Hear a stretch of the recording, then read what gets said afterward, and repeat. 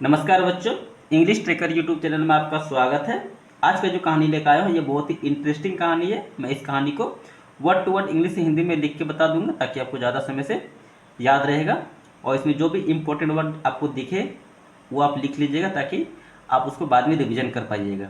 ठीक है, चलिए बिना देरी का हम स्टार्ट करते हैं। इसमें जो भी वर्ब है, जो भी ग्रामर के रूल्स हैं या फिर जो भी इसमें ट्रांसलेशन के रूल्स हैं उसको अच्छी तरह से देखिएगा और समझिएगा, जिससे आपको काफ़ी ज़्यादा हेल्प मिलेगी अगले इंग्लिश रीडिंग की क्लास में समझने में भी। और आपको आप जब भी इंग्लिश रीडिंग कीजिएगा तो उसमें भी आपको काफ़ी ज़्यादा हेल्प मिलेगी समझने में। चलिए बिना देरी का वीडियो को स्टार्ट करते हैं। अगर आप मेरे चैनल पर नए हैं तो चैनल को सब्सक्राइब कीजिएगा, वीडियो को लाइक कीजिएगा, शेयर कीजिएगा। ठीक है, देखिए आज का कहानी क्या है। The kind giraffe. जिराफ तो जानते हैं क्या होता है, जो बड़े गर्दन वाले जो हिरन के जैसा दिखते हैं वही जिराफ होते हैं। ठीक है, द काइंड जिराफ यानी दयालु giraffe and the stoop bird और फंसा हुआ पक्षी। अब जैसे कि कोई झाड़ी वगैरह है उसमें कुछ फंस गया, ठीक है, कहने मतलब है कि वो कोई पक्षी है, वो क्या हुआ एक झाड़ी में फंस गया, उसको क्या बोलेंगे स्टूप बर्ड यानी फंसा हुआ पक्षी। किसी भी जाल वगैरह में झाड़ियों में कुछ अगर फंस जाता है तो उसके लिए बोलते हैं, फंसना को बोलते हैं स्टोक। ठीक है, यहाँ पे स्टोक के यहाँ पे सेकंड फॉर्म का यूज किया गया स्टूप, मतलब क्या फंस गया, क्या फंस गया पक्षी। तो क्या हो जाएगा दयालु जिराफ और फंसा हुआ पक्षी या फंसा पक्षी। दयालु जिराफ और फंसा पक्षी। ठीक है, झाड़ियों में जालों में ये सब में फंस जाता है, उसी के लिए यहाँ पे स्टूक का यूज किया गया। ठीक है, आगे देखिए। इन द ग्रीन जंगल, हरे जंगल में, लिव्ड रहता था। लिव मतलब होता है रहना, यहाँ पे लिव का सेकेंड फॉर्म का यूज किया गया। लिव्ड मतलब क्या हो गया रहता था। अ टॉल जिराफ यानी एक लंबा जिराफ। नेम गीना, किस नाम का, गीना नाम का। अब मैं यहाँ पे लिख दूंगा। ठीक है, हरे जंगल में, ठीक है, इन द ग्रीन जंगल मतलब हरे जंगल में रहता था एक लंबा जिराफ, एक लंबा जिराफ। ठीक है, हरे जंगल में एक लंबा जिराफ रहता था, किस नाम का, गीना। गीना क्या है, जिराफ का नाम है, याद रखिएगा। ठीक, सी वॉज जेंटल एंड काइंड, वह था क्या दयालु और विनर्म। जेंटल मतलब क्या, तो विनर्म। ठीक है, जिसका स्वभाव बहुत ही मतलब दयालुपन से भरा हुआ रहता है उसको विनर्म बोलते हैं। और काइंड मतलब दयालु तो होता ही है। वह थी, क्योंकि यहाँ पे सी का यूज है इसलिए यहाँ पे थी हो जाएगा। ठीक है, विनर्म और दयालु। ठीक है, वह दयालु और विनर्म थी। ऑलवेज हेल्पिंग, हमेशा मदद करता था। स्मॉल एनिमल्स यानी छोटे जानवरों को। फाइंड मतलब दिला के, फूड यानी भोजन। ठीक है, भोजन देके वो हमेशा क्या मदद करता था। फ्रॉम द टॉल ट्री यानी लंबे लंबे पेड़ों से, हमेशा मदद करता था या मदद कर रहा था छोटे जानवरों। ठीक है, छोटे जानवरों को फाइंड फूड यानी भोजन देकर देकर। ठीक है, फ्रॉम मतलब होता है से, द टॉल ट्री यानी लंबे वृक्षों, लंबे पेड़ों। ठीक है, लंबे पेड़ों से। One day as Gina was walking, एक दिन जैसे। ठीक है, एज मतलब क्या, तो जैसे होता है। ठीक है, यहाँ पे जैसे या फिर यू ही, इसके लिए हम लोग क्या करते हैं एज का यूज करते हैं। ठीक है, गीना वाज वॉकिंग मतलब गीना टहल रहा था। गीना टहल रहा था। अब यहाँ पे ध्यान दीजिएगा टेंस का यहाँ पे यूज हुआ है। ठीक है, गीना हो गया सब्जेक्ट, उसके बाद क्या है वाज का प्रयोग हुआ है, उसके बाद वर्क में, सॉरी यहाँ पे वाक है लिखा, वाक में क्या आईएनजी का प्रयोग हुआ है। जब इस सब्जेक्ट प्लस वाज वेयर का प्रयोग होता है, वाज या वर्क का प्रयोग होता है, उसके बाद भर्ब में अगर आईएनजी का प्रयोग होता है तो वो क्या होता है पास्ट कंटिन्यूअस टेंस होता है, याद रखिएगा। ठीक है, अगर यहाँ पे सब्जेक्ट होता है उसके बाद ईजामा का प्रयोग होता, अगर ये भर्ब में अगर आईएनजी का प्रयोग होता तो क्या होता है प्रेजेंट कंटिन्यूअस टेंस। सिंपल है, subject plus was were plus verb में आईएनजी का प्रयोग, past continuous tense. Subject plus is am are plus verb में आईएनजी का प्रयोग, प्रेजेंट कंटिन्यूअस याद रखिएगा, ठीक है।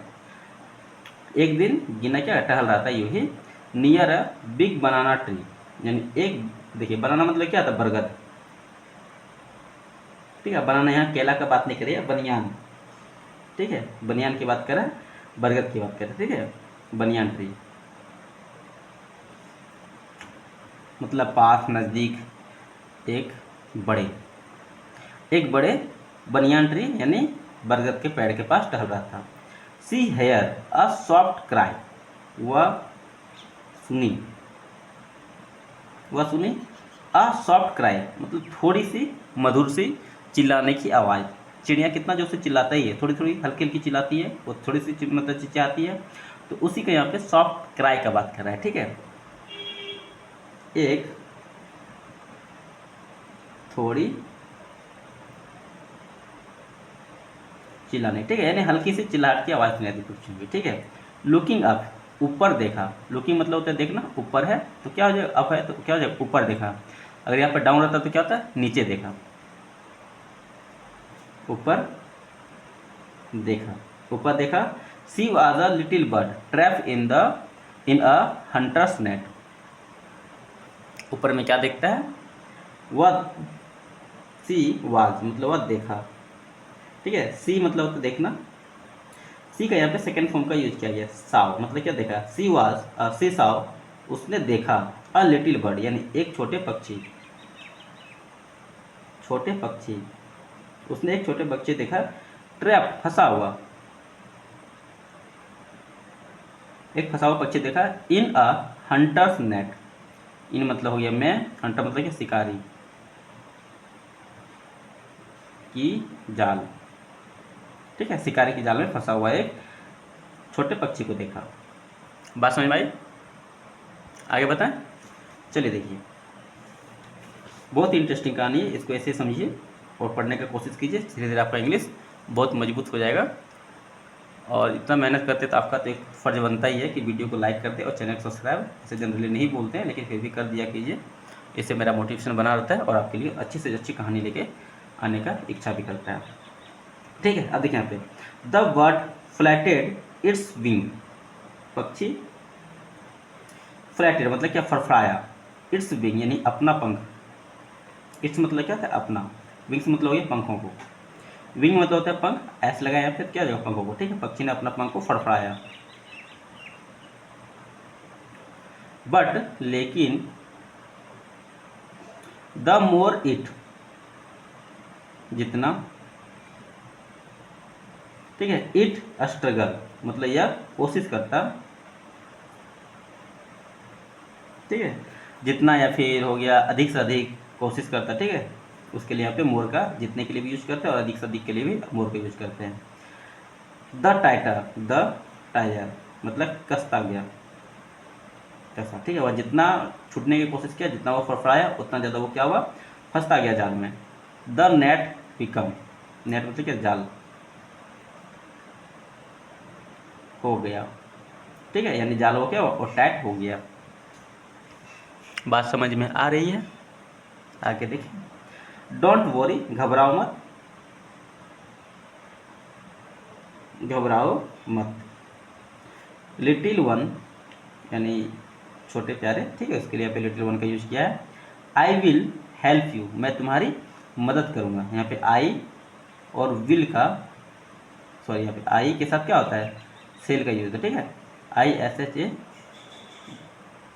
ठीक है, आई और सेल का यहाँ पे कॉन्टैक्ट फॉर्म है, लेकिन यहाँ पे सेल करना है, यहाँ पे विल का यूज किया गया है, ठीक है, यहाँ पे निश्चित रूप से दिखाना है। आई विल हेल्प यू, मैं तुम्हारी अवश्य मदद करूँगा, जब भी अवश्य के लिए होता है, ठीक है, यहाँ पे आई और विल का यहाँ पे कॉन्टैक्ट फॉर्म, आई विल का ये कॉन्ट्रैक्ट फॉर्म है, ठीक है, इसी तरह लिखा जाता है आई विल का कॉन्ट्रैक्ट फॉर्म को। और जब भी आई के साथ विल आता है तो वो क्या होता है, अवश्य के लिए आता है, ठीक है, मैं तुम्हारी अवश्य मदद करूँगा। अगर यहाँ पे आई सेल हेल्प यू तो क्या होता है, मैं तुम्हारी मदद करूँगा। यहाँ पे आई विल हेल्प यू है तो क्या हो जाएगा, मैं तुम्हारी अवश्य मदद करूँगा। ये सब ध्यान दीजिएगा, ठीक है, मैं तुम्हारी अवश्य मदद करूँगा। सेड गिना, कहा, से मिस होता है कहना, यहाँ पे से का सेकेंड फॉर्म है सेड मतलब कहा, गिना, गिना ने कहा, ठीक है। घबराओ मत छोटे प्यारे, मैं तुम्हारी अवश्य मदद करूँगा, ठीक है, दयालुता से। दयालु भाव रखते हुए। हाँ, she pull at the net with her strong teeth, वह खींचा। पुल मतलब होता है खींचना, पीरियड वाला पुल मतलब होता है खींचना। यहाँ पे पुल का सेकेंड फॉर्म का यूज किया गया, पुल्ड मतलब खींचा। एट द नेट मतलब जाल को, विथ मतलब होता है से या फिर साथ। ठीक है, किससे खींचा? हर स्ट्रॉन्ग टीथ यानी अपना मजबूत दांतों, ठीक है, अपने मजबूत दांतों से खींचा। बट कुड नॉट ब्रेक, लेकिन कुड नॉट ब्रेक नहीं तोड़ सका। COULD कुड प्लस नॉट का ये क्या है? कॉन्ट्रैक्ट फॉर्म है कुड नॉट। ये क्या है? पास्ट वर्ब का सेकेंड फॉर्म है। ठीक है, इसका होता है कैन। कैन मतलब होता है सपना, ये V1 होता है। और इसी का ये कुड क्या हो गया? सेकेंड फॉर्म हो गया, ये V2 हो गया। ठीक है, तो यहाँ पे क्या है? कुड नॉट मतलब नहीं सका। इट अलोंग मतलब इसे तोड़ना, मतलब इसे नहीं तोड़ पाया अकेले। ठीक, सो इसलिए सी कॉल्ड उसने बुलाया,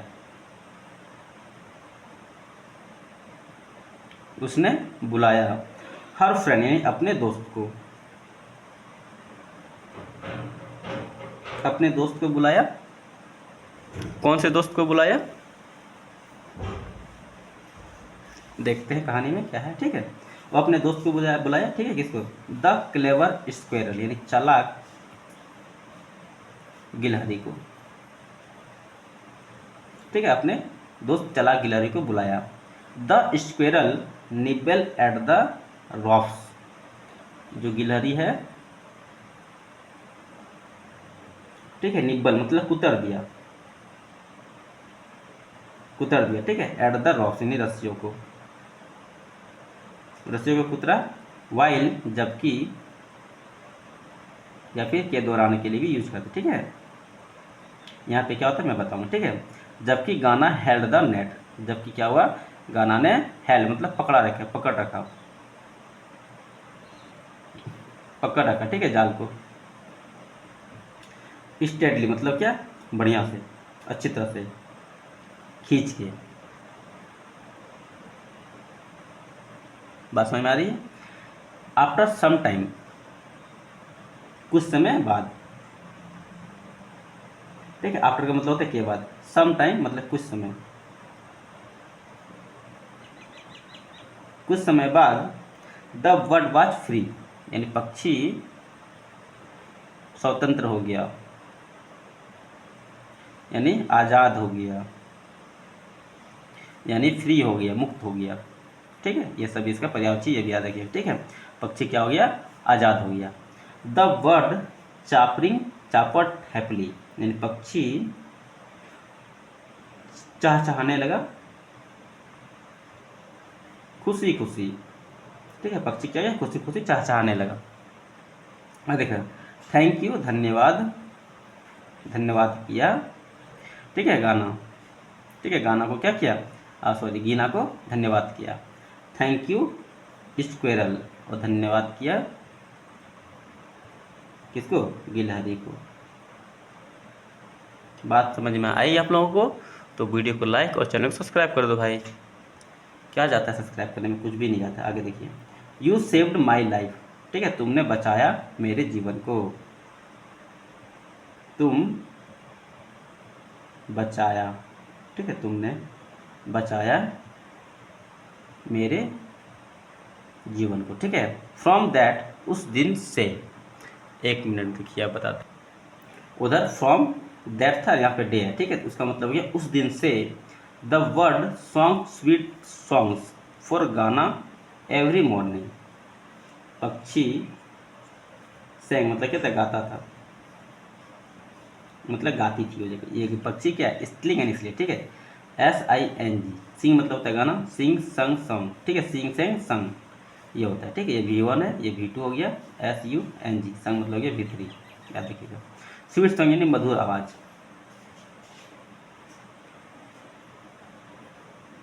मधुर आवाज़ में गाना गाती थी।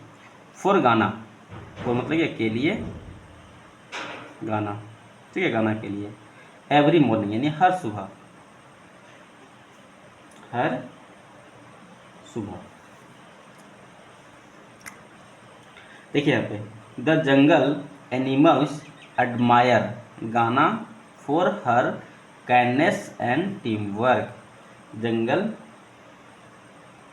के जानवरों, ठीक है, जंगल के जानवर जो थे एडमायर मतलब प्रशंसा करते थे, ठीक है, जंगल के जानवर जो थे वो प्रशंसा करते थे गाना का, सॉरी गीना का, बार बार गाना बोलते, ठीक है।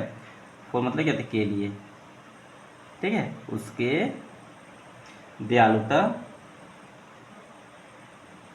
और टीम वर्क का, यानी एक साथ जो मिलकर काम करता है उसी को टीम बोलते हैं, ठीक है, जिसको हम लोग बोल सकते हैं एकजुटता से, ठीक है। सी बिकम, वह बन गया था a true friend to all, एक सच्चा दोस्त सभी का, वह बन गई थी। अब यहाँ पे दिया ना BECOME, बिकम मतलब होता है बनना, ठीक है। तो यहाँ पे क्या बिकम हो गया V1, ये क्या V2 है, बिकम बिकेम, ठीक है। यहाँ पे ए है, यहाँ पे ओ है, ओ है तो V1, और अगर यहाँ पे ए है तो ये हो जाएगा V2, याद रखिएगा, ठीक है। एक सच्चा मित्र, ठीक है, टू ऑल मतलब सभी को, यानी सभी का एक सच्चा मित्र बन गया था। यहाँ देखिए अब मोरल ऑफ द स्टोरी क्या है, काइंडनेस एंड टीम वर्क, दयालुता और टीम वर्क मेक अस, हमें बनाती है, हमें, ठीक है, मेक अस मतलब हमें बनाती है, स्ट्रोंगर एंड ब्रिंग हैप्पीनेस, या फिर स्ट्रोंग मतलब मजबूत, ठीक है, हमें मजबूत बनाती है, और ब्रिंग्स लाती है, क्या लाती है, हैप्पीनेस यानी खुशियाँ, टू एवरीवन यानी हर किसी के लिए।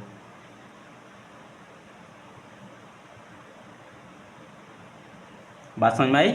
चलिए इस वीडियो में यहीं तक, फिर मिलते अगले वीडियो में। कहानी आपको बहुत ही अच्छा लगा होगा, एक एक वर्ड को समझाया है मैंने अच्छी तरह से इस वीडियो में, जो भी इंपॉर्टेंट वर्ड है उसको लिख लीजिएगा, और अगले रिवीजन के लिए इसको तैयार रखिएगा, ताकि अगले अच्छी तरह से आप रिवीजन कर पाएँ, ठीक है। जैसे काइंडनेस हो गया, हैप्पीनेस हो गया, ब्रिंग्स हो गया, स्ट्रॉन्गर हो गया, मेक हो गया, अस मतलब हमें होता है, जानते ही हैं, इन सभी को आप लिख लीजिएगा, ताकि आपको बहुत ही हेल्प मिलेगा आगे, ठीक है। चलिए अब यहीं तक, फिर मिलते वीडियो में अगले